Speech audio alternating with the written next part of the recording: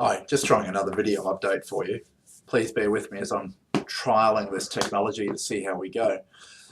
You'll be aware that there's been a lot of media at the moment about drugs in sport and also about match fixing, or breaches of code of conduct and the like.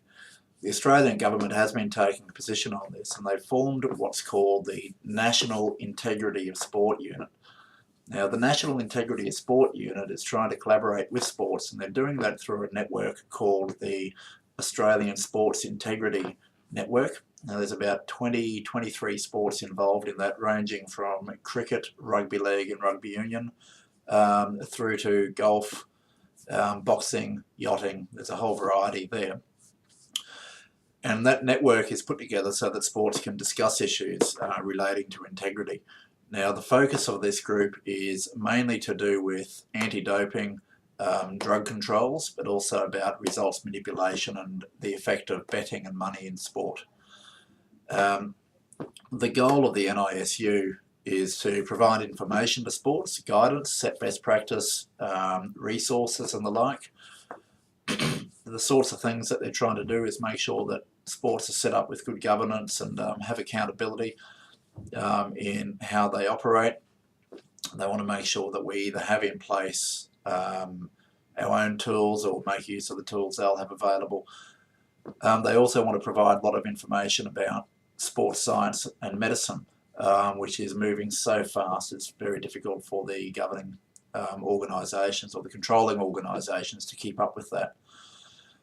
Probably the two big things that you may be aware of, now Tony Clayton brought this up at the last EO meeting, is that betting in sport, how the perceptions of the community on how sport is being bet upon is very important, but particularly to do with corruption in betting.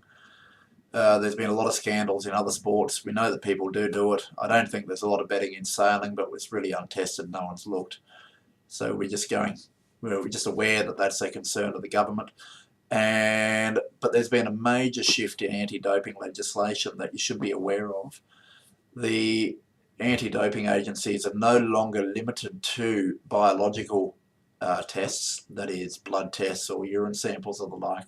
They can now rely on wider investigative powers to pursue anti-doping issues with athletes. Now, that legislation's only just come through, but that will be affected in how the AIS go about their role and how major competitions that our Olympians and high-performance sailors will be involved in. At this stage, I'm pleased to say there's very minimal imposition on Yachting Australia and our sport. We're just sort of sticking our head up once every few months just to see how this is progressing. We're keeping watching brief, as I mentioned recently, and as we learn more, we'll keep you informed. Thank you.